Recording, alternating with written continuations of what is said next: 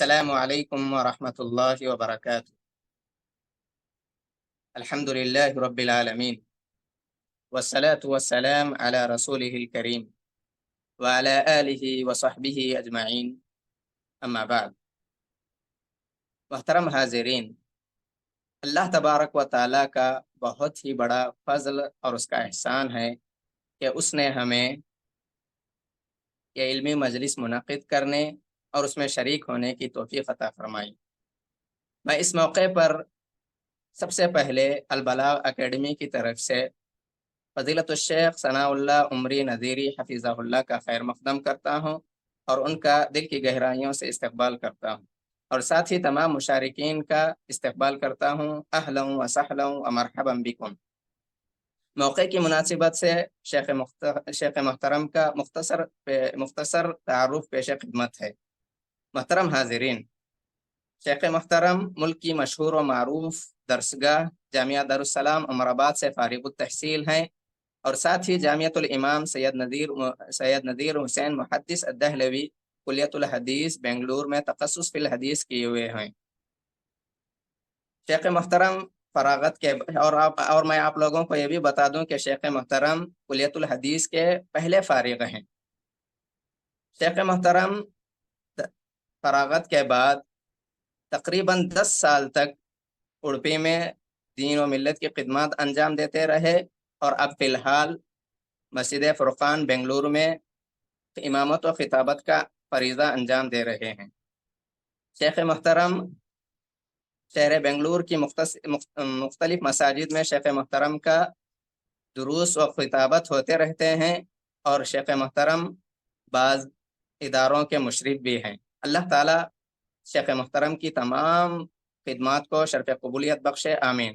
اب میں زیادہ وقت نہ لیتے ہوئے شیخ محترم سے ادباً التماس کرتا ہوں کہ آج کا جو موضوع مغفرت کے آداب ہیں اس پر روشنی ڈالیں۔ فلیتفضل مشکورا۔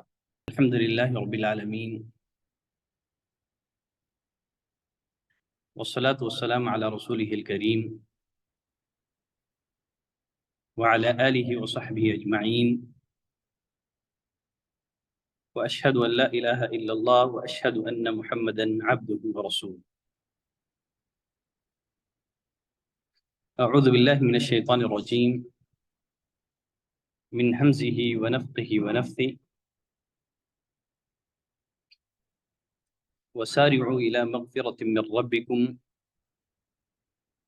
وجنۃ ارضها السماوات والارض اعدت للمتقین۔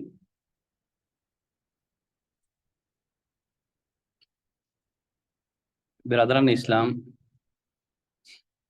عزیز دوستوں، خواتین اسلام،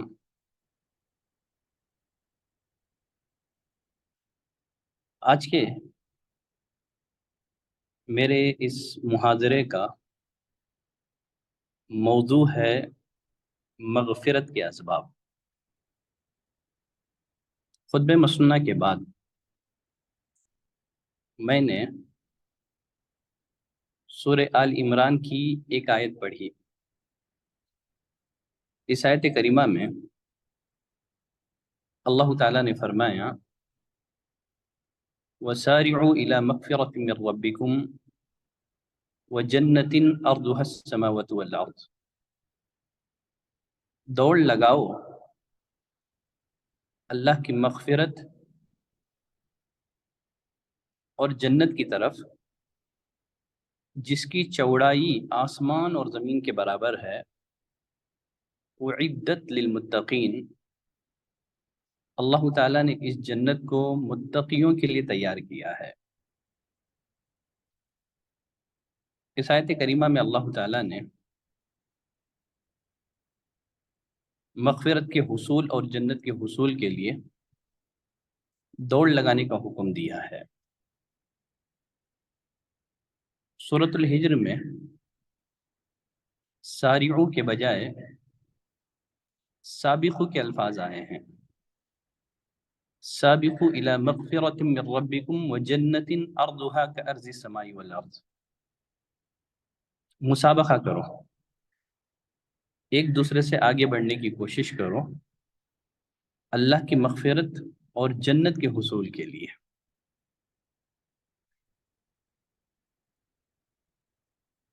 اللہ کی مغفرت اور جنت کے حصول کے لیے ہمیں صرف دوڑ نہیں لگانا ہے، بلکہ مسابقہ کرنا ہے، ایک دوسرے سے آگے بڑھنے کی کوشش کرنا ہے۔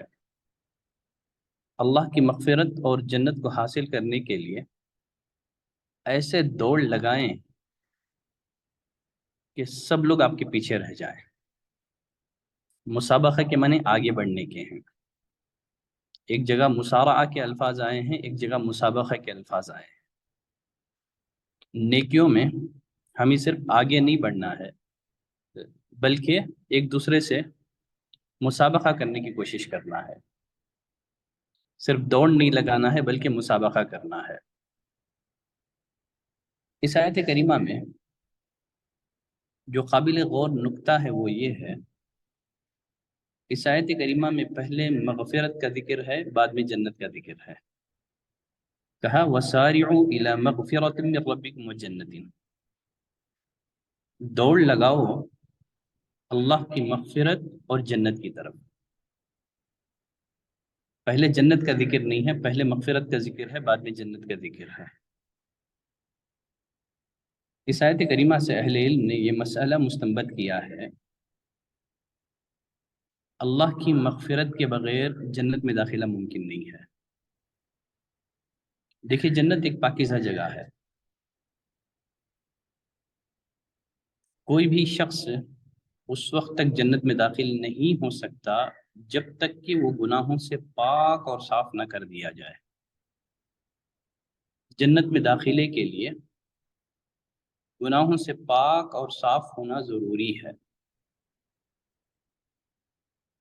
اگر ہم اللہ کی جنت کو حاصل کرنا چاہتے ہیں تو ہمارے لیے ضروری ہے مغفرت کے جو اسباب ہیں، اسباب المغفرہ جو ہیں، ان کو اپنائیں، ان کو اختیار کریں۔ آج کی اس کلاس میں مجھے آپ کی خدمت میں مغفرت کے 9 اسباب ذکر کرنے۔ مغفرت کے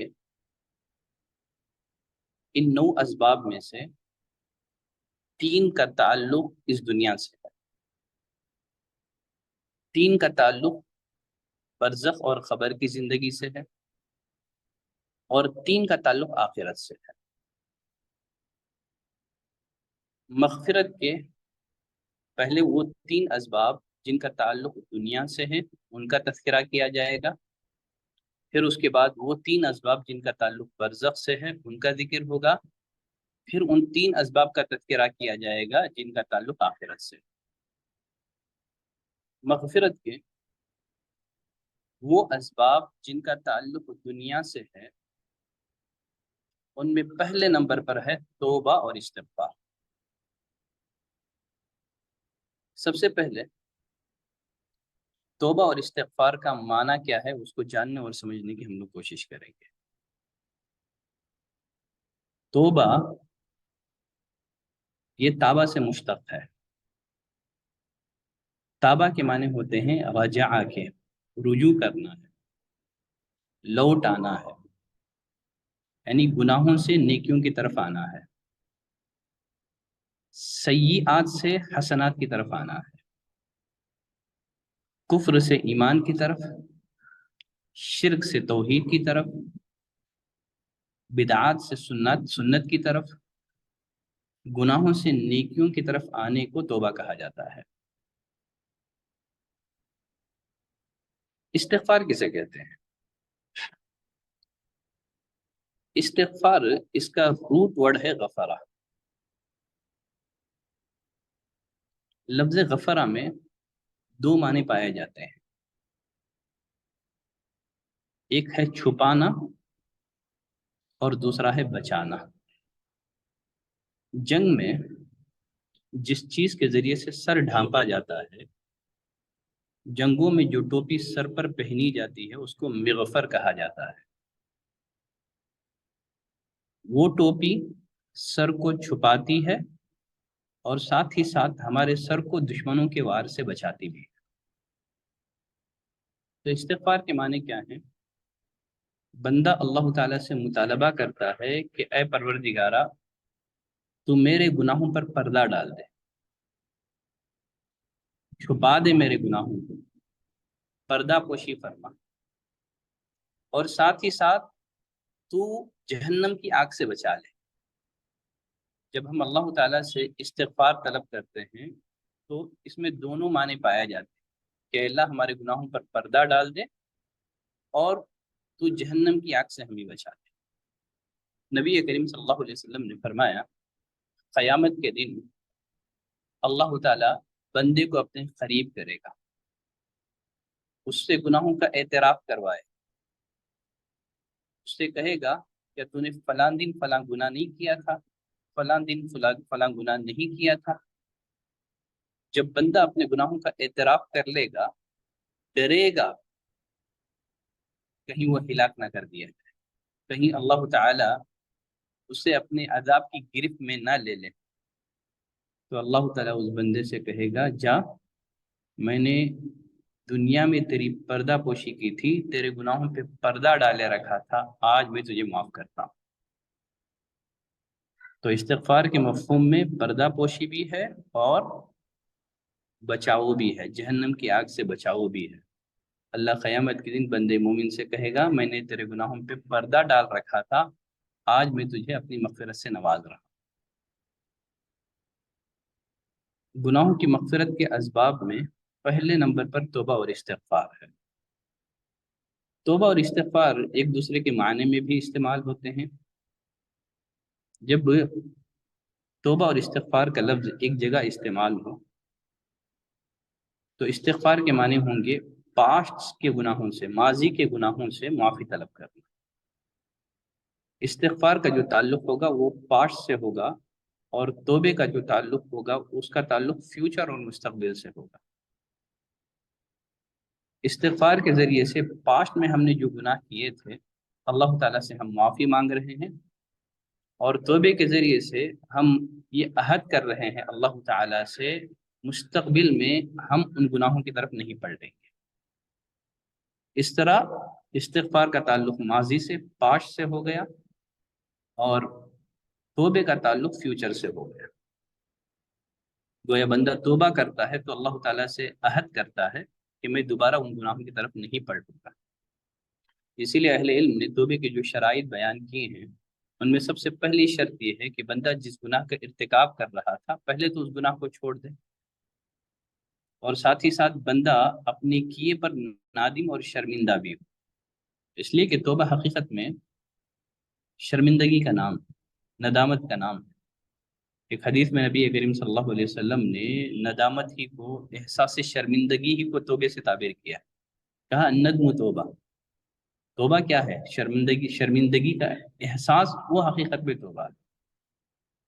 اور ساتھ ہی ساتھ توبے کی ایک تیسری شرط یہ ہے کہ بندہ اللہ سے عہد کرے کہ میں دوبارہ اس گناہ کی طرف نہیں پلٹوں گا۔ اور گناہ کا تعلق اگر حقوق العباد سے ہو تو جس کی حق تلفی کی ہے ان سے معافی مانگنا بھی ضروری ہے۔ تو مغفرت کے اسباب میں پہلا سبب توبہ اور استغفار ہے۔ دیکھیے اللہ تعالیٰ نے انسانوں کی تخلیق، فرشتوں کی تخلیق سے ڈیفرنٹ اور مختلف بنائی ہے۔ انسانوں کی فطرت میں، انسانوں کی تخلیق میں، ان کی پیدائش میں اس بات کی گنجائش ہے کہ ان سے گناہ ہوں۔ اللہ تعالیٰ ہم انسانوں سے یہ توقع نہیں کرتا کہ ان سے گناہ نہ ہو، انسان سے گناہ ہو جاتے ہیں۔ انسان شیطان کے بہکاوے میں آ کر کے، اپنے خواہشات نفس کے بہکاوے میں آ کر کے، بری صحبت میں مبتلا ہو کر کے گناہوں کا ارتکاب کر لیتا ہے۔ گناہ کرنا اتنا بڑا جرم نہیں ہے جتنا بڑا جرم کہ گناہ کر کے معافی نہ مانگنا ہے۔ ایک حدیث میں نبی کریم صلی اللہ علیہ وسلم نے فرمایا لو لم تذنبوا لذهب اللہ بكم ولجاء بقوم، اگر تم گناہ نہ کرو اللہ صفے ہستی سے تمہارا خاتمہ کر دے گا، تمہارا وجود ختم کر دے گا، لو لم تذنبوا، اگر تم گناہ نہ کرو اللہ تمہیں ختم کر دے گا. وَلَجَاءَ بِقَوْمٍ، اور اللہ ایک ایسی قوم کو لائے گا جو گناہ بھی کریں گے، اللہ تعالیٰ سے معافی مانگیں گے، اللہ تعالیٰ انہیں معاف کر دیں گا. گویا دنیا قائم ہے توبے سے.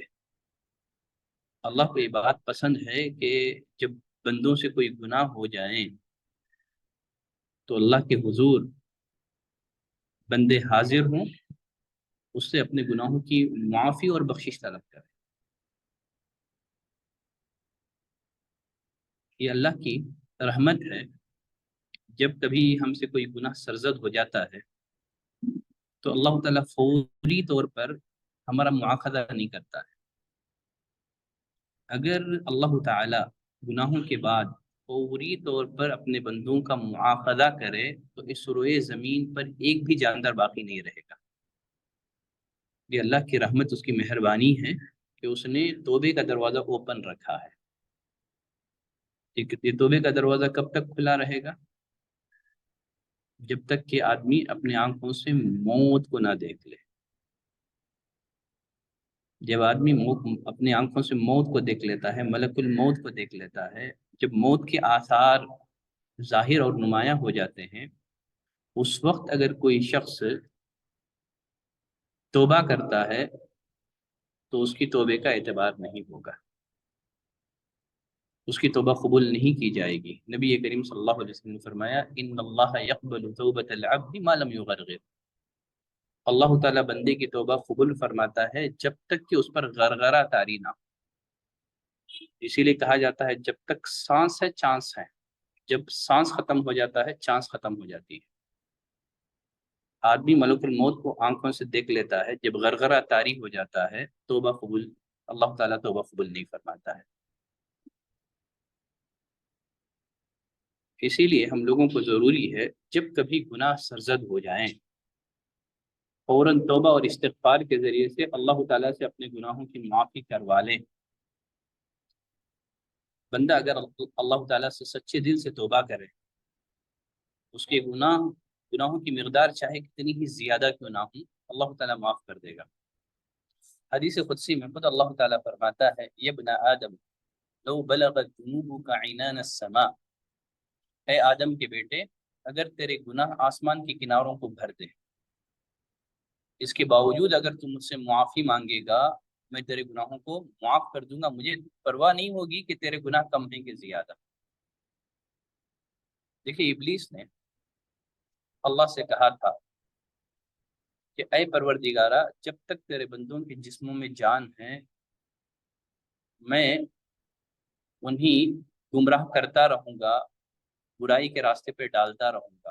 اللہ تعالیٰ نے ابلیس سے کہا تو بھی سن لے، جب تک میرے بندے مجھ سے معافی مانگتے رہیں گے میں برابر انہیں معاف کرتا رہوں.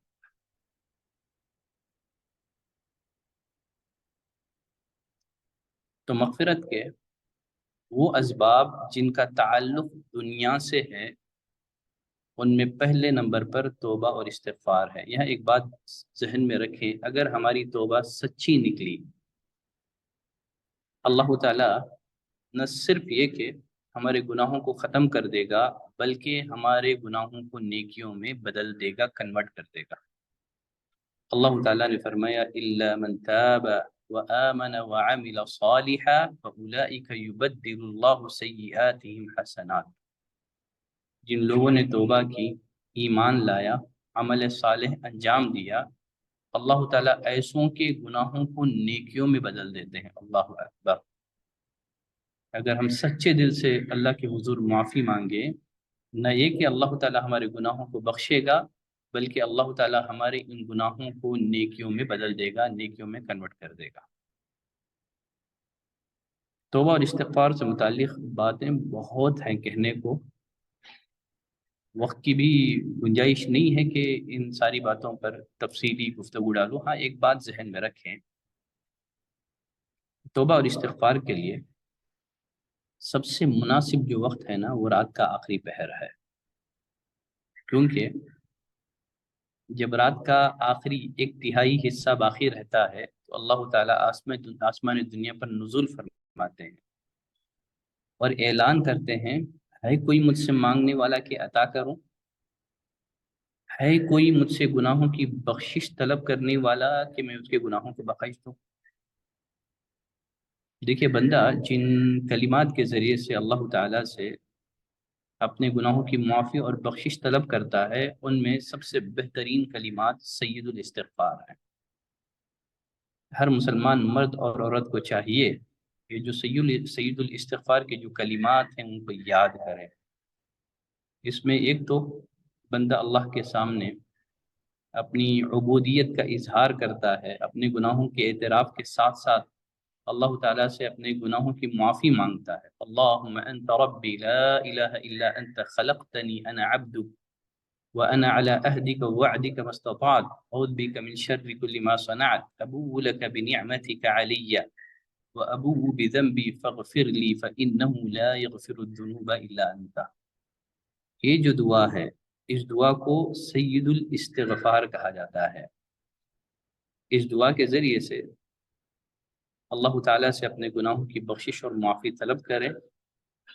انشاءاللہ اگر آدمی صبح میں پڑھے، اگر موت آ جائے تو اس کا خاتمہ انشاءاللہ خاتمہ بالخیر ہوگا۔ صبح میں پڑھے، شام سے پہلے موت آ جائے تو خاتمہ بالخیر، شام میں پڑھے صبح سے پہلے موت آ جائے تو انشاءاللہ خاتمہ بالخیر ہوگا۔ مغفرت کے اسباب میں سے دوسرا سبب ہے جس کا تعلق اس دنیا سے ہے،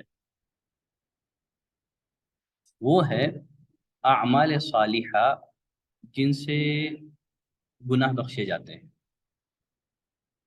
جیسے ایک حدیث میں نبی کریم صلی اللہ علیہ وسلم نے فرمایا، اتق اللہ حیثما کنت، جہاں کہیں رہو اللہ کا تقوی اختیار کرو، وَأَتْبِعِ السَّيِّئَةَ الْحَسَنَةَ تَمْحُوهَا، اگر گناہ ہو جائے فوراً گناہ کے بعد نیکی کر لو۔ نیکی کا فائدہ یہ ہے، نیکی گناہ کو مٹا دے گی۔ اور خود اللہ نے قرآن مجید میں فرمایا ان الحسنات یذہبن السیئات، یہ جو نیکیاں ہیں گناہوں کو ختم کر دیتی ہیں۔ تو جب کبھی ہم سے گناہ سرزد ہو جائیں، توبہ اور استغفار کے ساتھ ساتھ ہم لوگوں کو چاہیے کہ وہ اعمال کریں، وہ نیکیاں کریں جن سے گناہ بخشے جاتے ہیں۔ جیسے ایک حدیث میں نبی کریم صلی اللہ علیہ وسلم نے فرمایا، اے میرے صحابہ، الا اخبرکم بما یمحو اللہ بہ الخطایا، کیا میں تمہیں ایسے اعمال نہ بتلاؤں جن کے ذریعے سے اللہ تعالیٰ گناہوں کو مٹا دیتا ہے اور درجات کو بلند کرتا ہے۔ صحابہ نے کہا اللہ کے رسول ضرور بتائیے وہ اعمال جن کے ذریعے سے گناہ مٹا دیے جاتے ہیں اور درجات بلند کیے جاتے ہیں۔ نبی کریم صلی اللہ علیہ وسلم نے 3 ایسے اعمال بتائے جن کو کرنے سے ایک تو گناہ بخشے جائیں گے اور درجات بلند ہوں گے۔ پہلا عمل نبی کریم صلی اللہ علیہ وسلم نے فرمایا اسباغ الوضوء علی المکارہ، تکلیف کے باوجود مکمل وضو کرنا۔ ٹھنڈ کا موسم ہے، وضو یقیناً تکلیف دہ ہے ٹھنڈ کے زمانے میں، لیکن پھر بھی آدمی تکلیف کے باوجود مکمل وضو کرتا ہے تو یہ وضو نہ صرف اس سے گناہ بخشے جاتے ہیں، معاف ہوتے ہیں، بلکہ ہمارا یہ وضو ہماری درجات کی بلندی کا باعث بھی بنتا ہے۔ اور پھر اسی طرح سے کثرت الخطا الی المساجد، مساجد کی طرف چل کر کے جانا، اور نماز کے بعد نماز کا انتظار کرنا۔ دیکھیے ہم پر جو مہینہ سایہ فگن ہے، رمضان المبارک کا مہینہ ہے۔ اس مہینے کو مغفرت کا مہینہ بھی کہا جاتا ہے۔ اس مہینے میں بہت سارے اعمال ایسے ہیں، اگر کوئی مسلمان ان اعمال کو بجا لائے گا، اللہ تعالیٰ ان اعمال صالحہ کی برکت سے اس کے گناہوں کو مٹا دے گا۔ جیسے روزوں کی فضیلت سے متعلق نبی کریم صلی اللہ علیہ وسلم نے کیا فرمایا؟ کہا من صام رمضان ایمانا واحتسابا غفر له ما تقدم من ذنبه، جو ایمان کے ساتھ اللہ سے اجر کی امید پر رمضان میں روزے رکھتا ہے، اللہ تعالیٰ اس کے پاس کے گناہوں کو، سابقہ گناہوں کو مٹا دیتا ہے۔ فرمایا من قام رمضان ایمانا واحتسابا غفر له ما تقدم من ذنبه، جو رمضان میں قیام اللیل کرتا ہے، تراویح پڑھتا ہے، ایمان کے ساتھ اللہ سے اجر کی امید پر، اللہ 5 سابقہ گناہوں کو مٹا دیتا ہے۔ من قام لیلۃ القدر ایمانا واحتسابا، جو قدر والی رات میں ایمان کے ساتھ اللہ سے اجر کی امید پر قیام کرتا ہے، اللہ تعالیٰ اس کے سابقہ گناہوں کو مٹا دیتا ہے۔ اور ساتھ ہی ساتھ وہ حدیث بھی آپ جانتے ہیں، کعب بن عجرہ اور ابو ہریرہ رضی اللہ عنہما سے منقول حدیث ہے۔ ایک دفعہ نبی کریم صلی اللہ علیہ وسلم ممبر پر تشریف لائے، ممبر کے پہلے زینے پر قدم رکھا تو آپ نے آمین کہا، دوسرے زینے پر قدم رکھا آمین کہا، تیسری سیڑھی پر قدم رکھا آمین کہا۔ صحابہ کرام نے نبی کریم صلی اللہ علیہ وسلم سے عرض کیا، اللہ کے رسول آج ہم نے آپ کو ایک خلاف عادت عمل کرتے ہوئے دیکھا ہے۔ تو نبی کریم صلی اللہ علیہ وسلم نے وجہ بیان کی، کہا بات یہ ہے کہ جبریل آئے، جبریل علیہ السلام نے بددعا کی اس شخص کے حق میں جسے رمضان تو ملا ہو مغفرت نہ ملی۔ تینوں میں سے ایک سبب یہ ہے آمین کہنے کی کہ جبریل نے بد دعا کی، کہا اللہ تعالیٰ اس انسان کو اپنی رحمت سے دور کرے، اس انسان کی ناک خاک آلود، وہ انسان اللہ کی رحمت سے دور کر دیا جائے جس کو رمضان تو ملا ہو مغفرت نہ ملی۔ تو یہ رمضان کا بابرکت مہینہ ہے، اللہ تعالیٰ نے ہمیں یہ جو مہینہ دیا ہے اس کی قدر کریں اور خصوصیت کے ساتھ ان اعمال کا اہتمام کریں۔ بہت سارے لوگ روزہ رکھتے ہیں لیکن قیام اللیل نہیں کرتے، تو روزہ کے ساتھ قیام اللیل کریں، اور خاص کر جو قدر والی رات ہے جس کے بارے میں اللہ تعالیٰ نے فرمایا لیلۃ القدر خیر من الف شہر، قدر والی رات 1000 مہینوں کے صرف برابر ہی نہیں ہے بلکہ 1000 مہینوں سے افضل ہے، بہتر ہے۔ دیکھیے امت محمدیہ کی عمریں سابقہ امتوں کے مقابلے میں کم ہیں، لیکن اللہ تعالیٰ نے اس امت محمدیہ کو ایسے بابرکت اوقات لمحات عطا کیے ہیں، اگر ہم ان کی قدر کر لیں، اگر ہم ان سے فائدہ اٹھا لیں، ہم نیکیوں میں سابقہ قوموں سے سابقہ امتوں سے آگے جا سکتے۔ مغفرت کے وہ اسباب جن کا تعلق دنیا سے ہے ان میں ایک توبہ اور استغفار ہے، دوسرا سبب ہے وہ اعمال جن سے گناہ مٹائے جاتے ہیں ان کا اہتمام کریں۔ فرض نمازوں کی پابندی ہے، نبی کریم صلی اللہ علیہ وسلم نے فرمایا اگر کسی کے گھر کے دروازے پر بہتی نہر ہو، اس میں 5 دفعہ غسل کرے تو کیا اس کے جسم پر میل اور کچیل باقی رہے گا؟ صحابہ نے کہا نہیں۔ نبی کریم صلی اللہ علیہ وسلم نے فرمایا یہی معاملہ 5 نمازوں کا ہے، اگر کوئی مسلمان 5 وقتہ نمازوں کی پابندی کر لے تو اس سے گناہ مٹا دیے جاتے ہیں۔ وضو سے اعضائے وضو، جب ایک بندہ مومن وضو کرتا ہے اس کے پارٹ آف وضو سے، اعضائے وضو سے اس کے گناہ جھڑ جاتے ہیں۔ ایسے بہت سارے اعمال ہیں، حتیٰ کہ آدمی کھانا کھانے کے بعد دعا پڑھ لے، الحمدللہ الذی اطعمنی ھذا ورزقنیہ من غیر حول منی ولا قوہ، اللہ سابقہ گناہوں کو مٹا دیتا ہے۔ اللہ اکبر، کتنا بدبخت ہوگا جو جہنم میں جائے گا۔ اللہ تعالیٰ نے چھوٹے چھوٹے اعمال پر مغفرت کا وعدہ کیا ہے۔ کپڑا پہننے کے بعد دعا کر لے، الحمدللہ الذی کسانی ھذا الثوب ورزقنیہ من غیر حول منی ولا قوہ، وہ بھی اللہ کی مغفرت کے حقدار ہوتا ہے۔ اور ساتھ ہی ساتھ ذہن میں رکھیں کسی بھی نیکی کو معمولی نہ سمجھیں، جب بھی اللہ تعالیٰ نیکی کا موقع دیں فوراً اس نیکی کو کر گزریں، پتہ نہیں اللہ تعالیٰ ہماری کس نیکی کو قبول کر لے اور وہ نیکی ہماری مغفرت اور ہماری بخشش کا ذریعہ بن جائے۔ آپ نے سنا ہوگا ایک شخص راستہ چلتے ہوئے کانٹے دار ڈالی دیکھی، لوگوں کو راہ گزرنے میں تکلیف ہو رہی تھی، اس نے وہ کانٹے دار ڈالی کو ہٹا دیا، اللہ تعالیٰ نے اس کی اس عمل کی قدر کی، اللہ نے معاف کر دیا۔ ایک بدکار انسان راستہ سفر کرتے ہوئے اسے پیاس لگی، چنانچہ کنویں میں اترا، پانی پی کر کے جب اترا کنویں سے باہر نکلا، دیکھا کہ ایک کتا جو ہے اپنی زبان نکالے ہوئے پیاس کی شدت کی وجہ سے ہانپ رہا ہے اور گیلی مٹی چاٹ رہا ہے۔ چنانچہ اس شخص کو اس کتے پر رحم آیا، دوبارہ وہ کنویں میں اترا اور جو ساکس پہنا ہوا تھا، موزے پہن رکھے تھے چمڑی کے، پانی سے بھرا، اپنے منہ میں موزوں کو پکڑ کر کے وہ کنویں سے باہر نکلا، اس پیاسے کتے کو پانی پلا دیا، اللہ نے اس کی اس نیکی کی قدر کی، اس کو معاف کر دیا۔ کون سی نیکی ہماری مغفرت کا ذریعہ بن جائے ہم نہیں جانتے، اس لیے کسی بھی نیکی کو معمولی نہ سمجھیں۔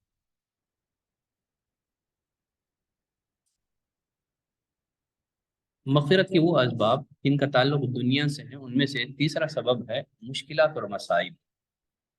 دیکھیے ایک بندے مومن کو دنیا میں جو بھی مشکلات اور مصائب سے گزرنا پڑتا ہے، یہ مشکلات اور مصائب بھی ہمارے گناہوں کو دھو دیتے ہیں، یہ ہمارے گناہوں کی معافی کا ذریعہ ہے، بشرط یہ کہ بندہ صبر کرے اور گلا اور شکوہ نہ کریں، اللہ کے فیصلے سے راضی رہیں۔ نبی کریم صلی اللہ علیہ وسلم نے فرمایا اذا اراد اللہ بعبد خیرا اجل له العقوبۃ فی الدنیا، جب اللہ تعالیٰ اپنے کسی بھی بندے کے ساتھ خیر کا ارادہ کرتا ہے، بھلائی کا ارادہ کرتا ہے، اسے جلد ہی دنیا میں ہی اس کے گناہوں کی سزا دے دیتا ہے۔ جب اللہ تعالیٰ کسی انسان کے ساتھ برائی کا ارادہ کرتا ہے، اس کی سزا کو روک لیتا ہے، اور قیامت کے دن اس کے گناہوں کی پوری پوری اسے سزا دیتا ہے۔ دیکھیے عبداللہ بن مسعود رضی اللہ تعالیٰ عنہ فرماتے ہیں ایک دفعہ میں نبی کریم صلی اللہ علیہ وسلم کی خدمت میں حاضر ہوا، دیکھا کہ آپ کو سخت بخار تھا۔ میں نے کہا اللہ کے رسول آپ کو تو شدید بخار ہے۔ آپ صلی اللہ علیہ وسلم نے فرمایا ہاں اوعک کما یوعک رجلان منکم، مجھے تم میں سے دو آدمیوں کے برابر بخار آتا ہے۔ عبداللہ بن مسعود نے کہا تبھی تو آپ کو جو ہے دگنا اجر ہے، ڈبل اجر ہے۔ نبی کریم صلی اللہ علیہ وسلم نے ہاں فرمایا ہاں۔ پھر آپ صلی اللہ علیہ وسلم نے فرمایا ما من مسلم يصيبه اذى من مرض وما سواه الا حط الله به سيئاته كما تحط الشجرة ورقها۔ جب کسی بھی بندے مومن کو کوئی بیماری لاحق ہوتی ہے یا اس کے علاوہ وہ کسی تکلیف میں مبتلا ہوتا ہے، اللہ تعالیٰ اس بیماری کی وجہ سے اس کے گناہوں کو اسی طرح مٹا دیتا ہے جس طرح درخت سے پتے گرتے ہیں۔ اللہ اکبر۔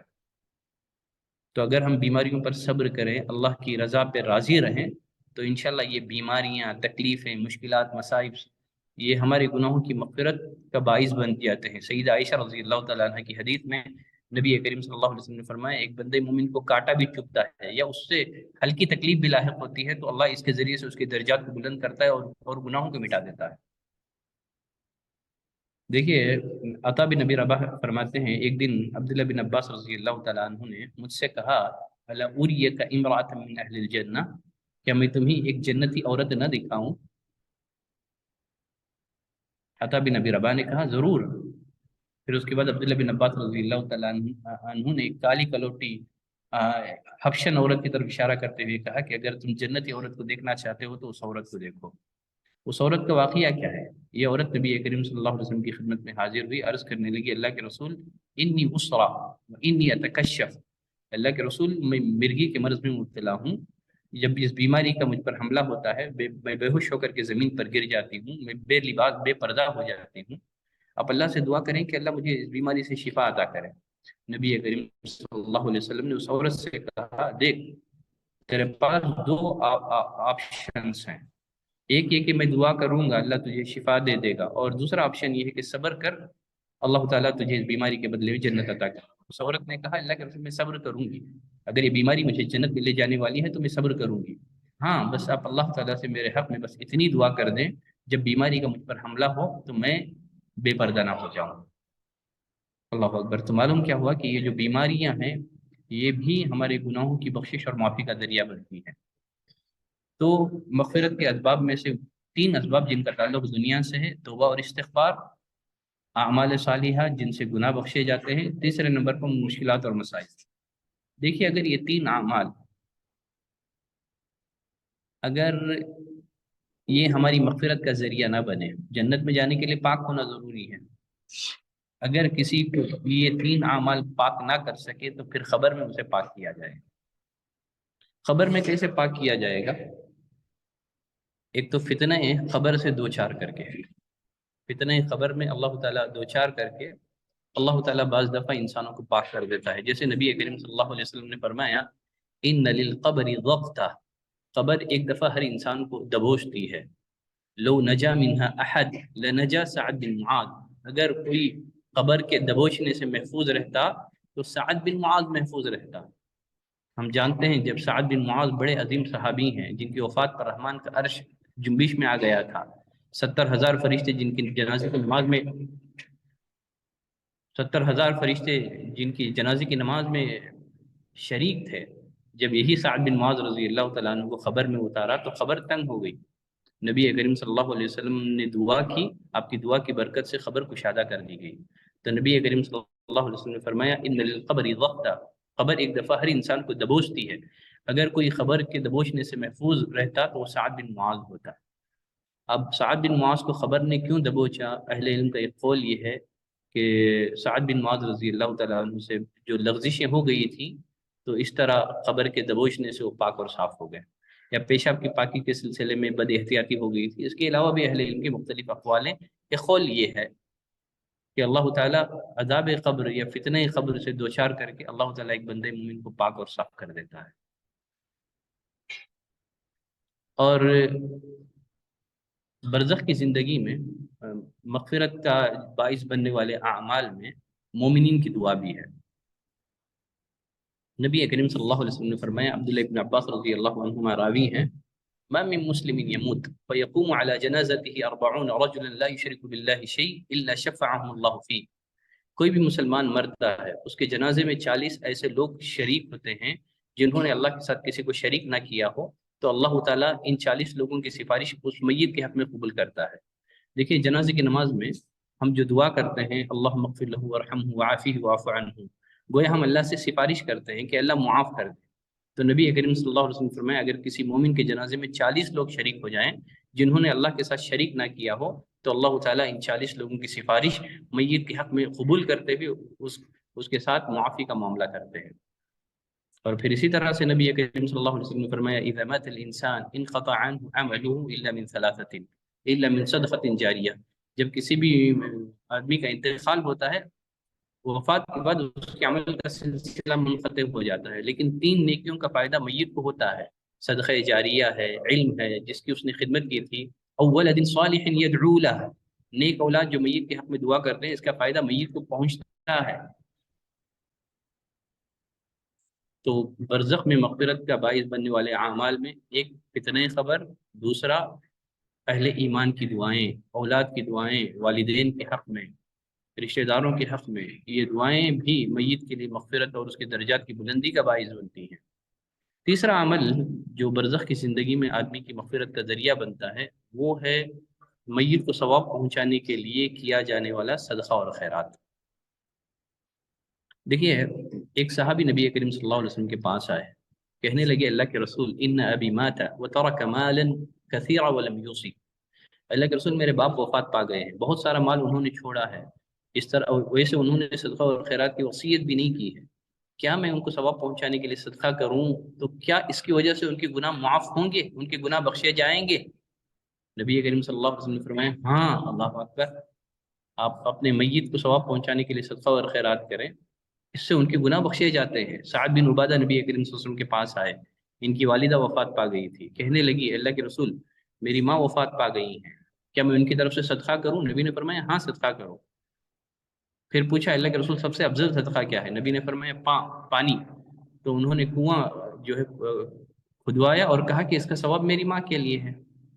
اور پھر اسی طرح اور ایک شخص نبی کریم صلی اللہ علیہ وسلم کے پاس آیا، کہنے لگا، اللہ کے رسول، ان امی افتلتت لو تکلمت تصدقت، میری ماں کا اچانک انتقال ہو گیا ہے، شاید اگر اسے بات کرنے کا موقع ملتا تو یہ وصیت کرتی صدقہ اور خیرات کی، کیا میں اگر میری ماں کی طرف سے صدقہ اور خیرات کروں تو میری ماں کو فائدہ ہوگا؟ نبی نے فرمایا، ہوگا۔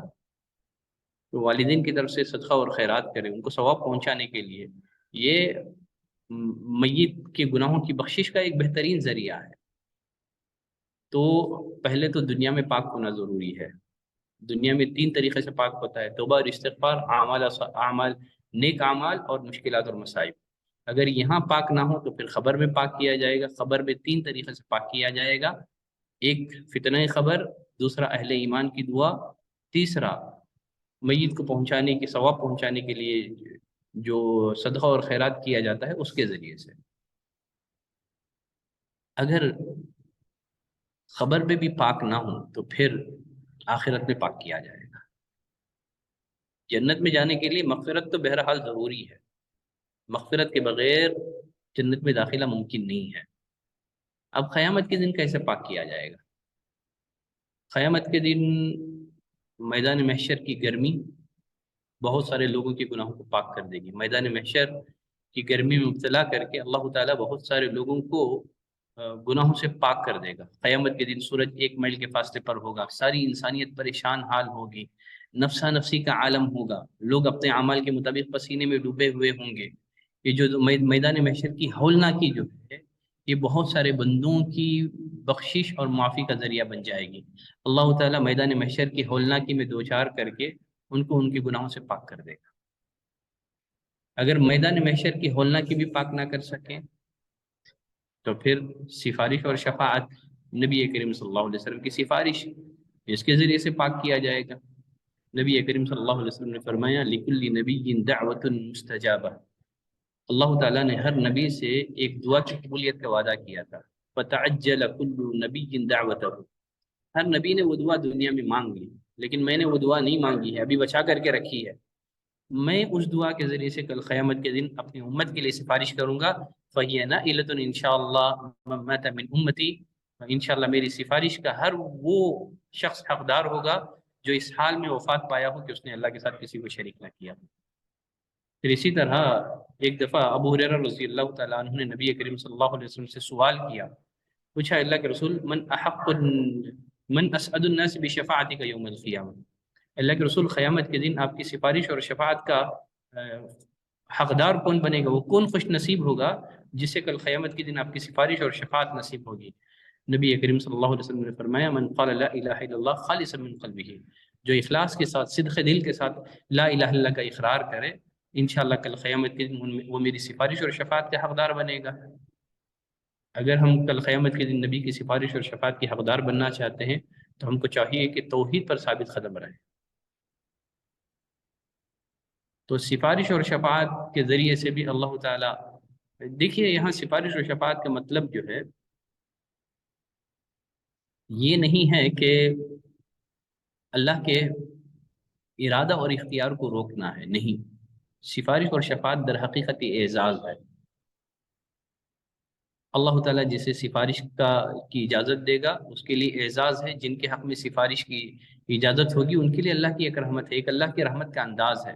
اللہ تعالیٰ اپنے جن بندوں کو معاف کرنے کا ارادہ کر چکا ہے ان کو از خود معاف کر کے جنت میں داخل کرنے کے بجائے اپنے نیک بندوں کو سفارش کا موقع دے گا، ان کی سفارش کے بعد اللہ تعالیٰ جنت میں داخل کرے گا۔ تو سفارش اور شفاعت کا مطلب جو ہے گویا اللہ کے اختیار کو روکنا نہیں ہے۔ چلیں اگر کسی کے حق میں سفارش بھی قبول نہیں ہوئی تو پھر قیامت کے دن اللہ کی مغفرت کا ایک ذریعہ یہ ہے کہ اللہ تعالیٰ جب سب لوگ سفارش کر چکے ہوں گے تو اللہ تعالیٰ بعض دفعہ اپنی رحمت، اپنے رحم و کرم کا بندوں کے ساتھ معاملہ کرتے ہوئے اپنے کچھ بندوں کو اپنی رحمت سے جنت میں داخل کرے۔ تو جنت میں جانے کے لیے پاک تو بہرحال ہونا ہے۔ بعض دفعہ ایسے ہوگا کہ بہت سارے لوگوں کے ساتھ ان کے اعمال انہیں دنیا میں بھی پاک نہیں کر سکیں گے، قبر میں بھی پاک نہیں کر سکیں گے، آخرت میں بھی پاک نہیں ہوں گے، تو پھر جہنم میں جانا پڑے گا۔ شرک اور کفر یہ ایسے دھبے ہیں، انہی جہنم کی آگ بھی پاک نہیں کرے گی۔ ہاں اگر آدمی شرک اور کفر جیسی بڑے گناہوں سے محفوظ رہیں، بقیہ اگر آدمی دیگر کبیرہ گناہوں کا ارتکاب کیا ہو جن سے اللہ اور اس کے رسول نے منع کیا ہو تو پھر جہنم کی آگ ان داغوں کو، ان دھبوں کو تو مٹا دے گی۔ اسی بنا پر نبی کریم صلی اللہ علیہ وسلم نے فرمایا جس انسان کے دل میں رائی کے دانے کے برابر ذرہ برابر میں ایمان ہو اس کو جہنم سے نکال کر کے جنت میں داخل کر دیا جائے۔ تو غرض بالاختصار باتیں جلدی جلدی بھی میں نے آپ کی خدمت میں پیش کی ہیں، پتہ نہیں کہاں تک باتیں سمجھ میں آئی ہیں۔ علامہ ابن القیم رحمۃ اللہ علیہ نے جو ہے یہ 9 یا 10 اسباب، اگر توبہ اور استغفار کو الگ الگ کریں ہم تو یہ ٹوٹل 10 اسباب ہوتے ہیں۔ اس میں سے 4 کا تعلق دنیا سے ہو گیا، 3 کا تعلق برزخ سے اور 3 کا تعلق آخرت سے ہو گیا۔ تو اللہ تعالیٰ نے ابھی ہم لوگ زندہ ہیں، ابھی سانسیں چل رہی ہیں، ابھی اللہ تعالیٰ نے ہمیں موقع دے رکھا ہے، تو اسی لیے اللہ نے جو موقع دیا ہے غنیمت جانے، رمضان کا مہینہ ہے، توبہ استغفار کے ذریعے سے اور اعمال صالحہ کے ذریعے سے جو ہے اللہ تعالیٰ کی مغفرت کے حقدار بننے کی کوشش کریں۔ انشاءاللہ آج کے لیے اتنی باتیں کافی اور شافی ہوں گی۔ میں ہمارے برادرم شاکر، فضیلت الشیخ شاکر مدنی حفظہ اللہ کا دل کی گہرائیوں سے ممنون اور مشکور ہوں کہ انہوں نے مجھے اس قابل سمجھا کہ آج کے اس کلاس میں کچھ باتیں جو ہے مغفرت کے اسباب اس عنوان کے تحت آپ کی خدمت میں شیئر کر سکوں۔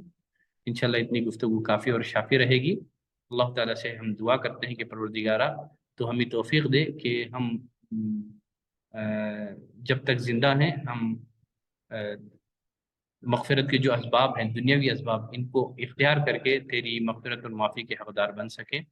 صلی اللہ علی نبینا محمد وعلی آلہ وصحبہ وسلم تسلیما کثیرا. سبحانک اللہم وبحمدک، اشہد ان لا الہ الا انت، استغفرک واتوب الیک. الحمد لله رب العالمين والصلاة والسلام على رسوله الكريم أما بعد. شكرتم لأزيدنكم ولئن كفرتم إن عذابي لشديد. وقال النبي صلى الله عليه وسلم من لم يشكر الناس لم يشكر الله. میں اس موقع پر اللہ تبارک و تعالیٰ کا شکریہ ادا کرتا ہوں کہ اللہ سبحانہ و تعالیٰ نے ہمیں رمضان جیسے بابرکت مہینے میں مل بیٹھنے اور دین کی باتیں سیکھنے کا موقع عنایت فرمایا، اور میں میری جانب سے اور البلاغ اکیڈمی کی جانب سے فضیلت الشیخ ثناء اللہ عمری نذیری حفظہ اللہ کا شکر ادا کرتا ہوں کہ آپ نے اپنے تمام تر مصروفیات کے باوجود ہمیں وقت دیا. اللہ تبارک و تعالیٰ آپ کی تمام تر خدمات کو قبول فرمائے. اللہ تبارک و تعالیٰ آپ کو جزائے خیر دے. اور ساتھ ہی میں تمام مشارکین کا شکر گزار ہوں کہ آپ بڑے ہی صبر و تحمل کے ساتھ ہمارے اس مجلس میں آخر تک شریک رہے. اللہ سبحانہ و تعالیٰ ہم تمام کے مل بیٹھنے کو قبول فرمائے، آمین. اسی کے ساتھ میں مجلس کے اختتام کا اعلان کرتا ہوں. سبحانک اللہم و بحمدک، اشہد ان لا الہ الا انت، استغفرک و اتوب الیک. السلام علیکم ورحمۃ اللہ وبرکاتہ.